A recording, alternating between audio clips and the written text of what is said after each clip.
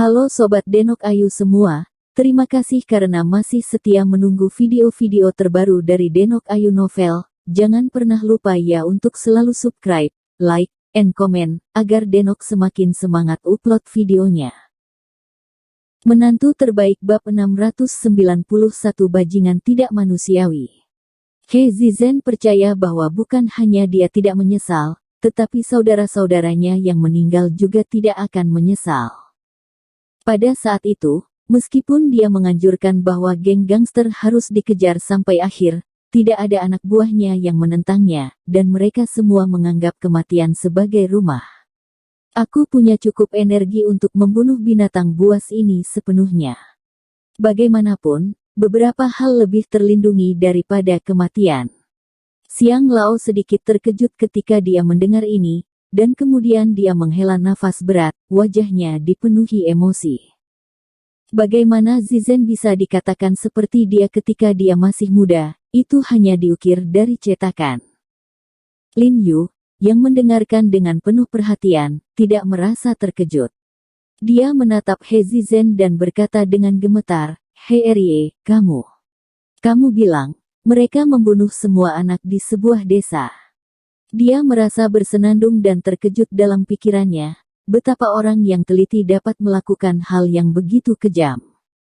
Dengan kesedihan yang tiada habisnya di mata He Zizen, dia dengan sungguh-sungguh mengangguk dan berkata dengan sungguh-sungguh, mereka membunuh semua orang yang tertinggal di seluruh desa pada saat itu. Ada total 57 orang, lebih dari selusin dari mereka. Yang dia katakan barusan adalah tidak kurang dari 10 anak di bawah umur 3 tahun, kalau dihitung semua anak di bawah umur ada belasan. Mengapa? Lin Yu mengepalkan tinjunya erat-erat, matanya memerah, dan mengertakkan gigi dan bertanya, mengapa mereka membunuh warga sipil yang tidak bersalah ini? He Zizen mengangkat kepalanya dan melirik Lin Yu, ekspresinya menjadi gelap, dan dia berkata dengan sedih, untuk sebuah berita. Berita mengejar bayangan. Lin Yu tercengang, membuka mulutnya, darah menetes di dalam hatinya, dan dia dengan gemetar berkata, hanya untuk sepotong berita untuk menangkap angin, mereka membunuh begitu banyak orang. Pada saat ini, dia tiba-tiba menyadari arti dari 3 kata, tidak ada penyesalan, yang disebutkan oleh He Zizen barusan. Jika Lin Yu hadir pada saat itu, dia pasti tidak akan ragu untuk memburu binatang yang telah kehilangan semua hati nuraninya. Bahkan jika Anda membayar untuk hidup Anda tidak dapat membiarkan iblis yang berkeliaran di dunia ini mundur. Pada saat ini, dia tahu lebih banyak tentang bobot pengorbanan He Zizen oleh rekan-rekannya, dan hatinya menjadi semakin menghormati orang-orang ini dan He Zizen. Sungguh merupakan berkah bagi Tiongkok dan rakyatnya untuk dapat melatih tentara seperti itu. Xiang Lao juga terlihat murung, jelas dia sangat tidak nyaman ketika dia mendengar berita sedih semacam ini, dan dia melihat ke arah He Zizen dan berkata dengan suara yang dalam, berita macam apa yang akan membunuh begitu banyak orang? Berita tentang dokumen China Livelin. He Zizen mengangkat kepalanya dan berkata dengan ekspresi cemberut, orang-orang ini tidak tahu dari mana mereka mendengar berita itu. Mereka mengatakan bahwa bagian dari dokumen itu disembunyikan di desa ini, jadi mereka bergegas setelah mendengar berita itu dan bertanya. Satu sisi akan. He Zizen tiba-tiba terdiam ketika dia mengatakan itu, dia merasakan sakit yang merobek di dadanya. Setelah beberapa saat, dia bergegas ke arah lelaki tua itu dengan suara yang dalam dan berkata, aku akan membantai semua orang yang tertinggal di desa, dan metodenya sangat kejam.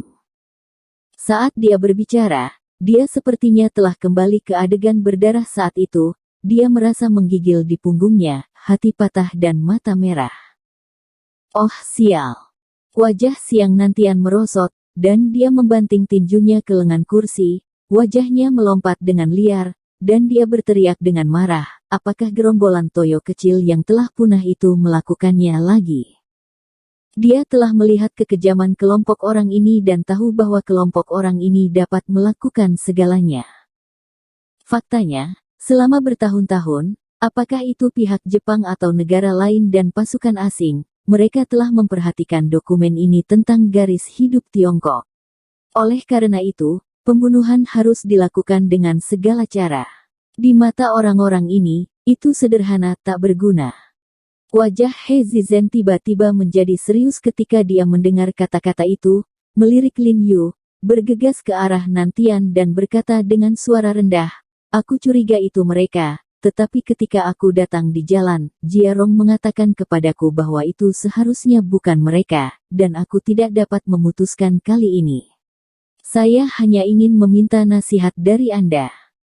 He Zizhen berkata bahwa dia meletakkan belati yang dibawanya di atas meja dan mendorongnya ke Siang Nantian.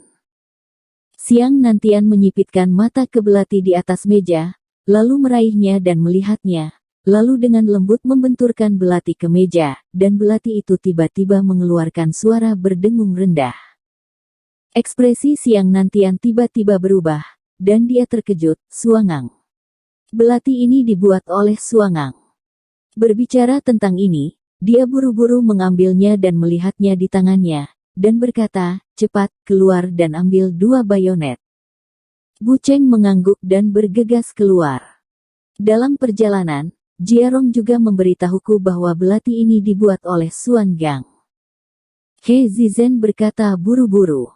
Siang Nantian mengerang dan mengangguk, matanya terus menyapu tubuh Sue Liang, dengan cahaya aneh di matanya. "Tuan, ini." Bu Cheng berlari dengan cepat dari pintu saat ini, memegang 2 bayonet tajam di tangannya. Siang Nantian tidak mengucapkan sepatah kata pun, mengambil bayonet di satu tangan, membalikkan belati Suangang di tangan lainnya, dan dengan keras menusukkannya ke meja kayu solid. Dengan suara teredam, ujung belati itu dimasukkan ke dalam meja kayu solid dengan mudah. Siang Nantian memegang gagang belati di satu tangan, meraih bayonet di satu tangan, mengarahkan ujung pisau ke sisi belati, lalu membantingnya. Ding! Terdengar suara renyah, dan pada saat yang sama api berkobar, dan saya melihat ujung bayonet di tangan Siang Nantian ditusuk dan digulung, namun belati yang tertancap di meja tidak rusak sedikitpun, dan masih mengilat. Tidak ada goresan. Kulit Siang Nantian sedikit berubah, dan kemudian dia melempar sangkur itu, mengambil yang lain, sekali lagi mengarahkan ujungnya ke belati, menggesek dengan keras, dan kemudian melihat lebih dekat lagi, hanya untuk melihat bayonet di tangannya. Bahunya masih tampak rusak oleh pisau curling, dan tidak ada yang aneh dengan belati itu.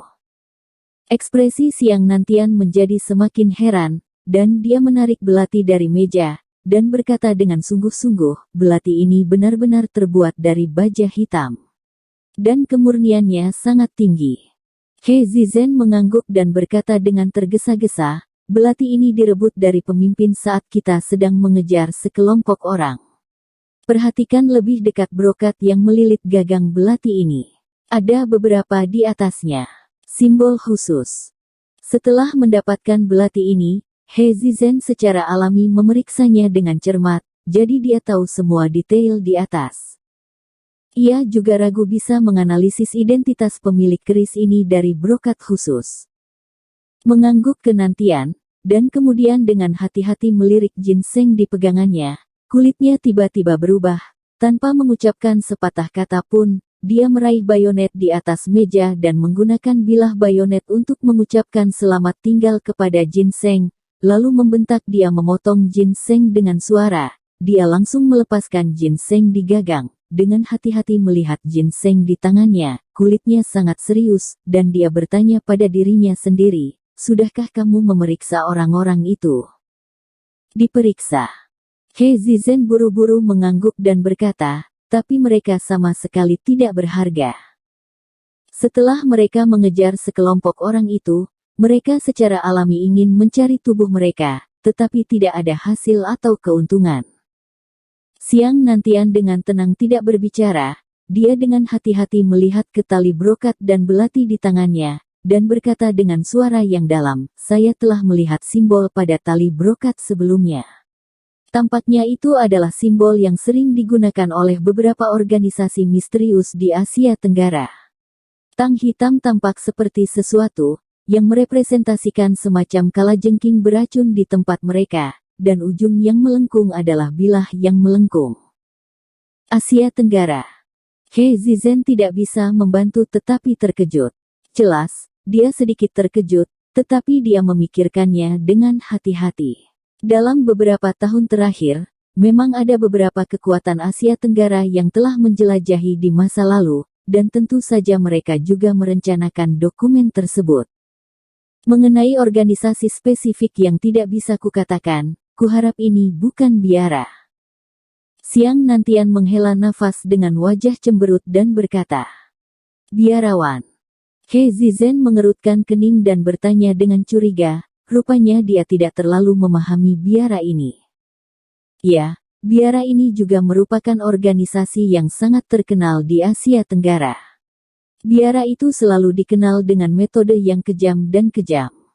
Xiang Nantian Chong He Zizhen menjelaskan dengan suara yang dalam, pemimpin Liga Pendekar Jepang memiliki seorang saudara laki-laki bernama Tuosa. Tuosa inilah yang mendirikan biarawan.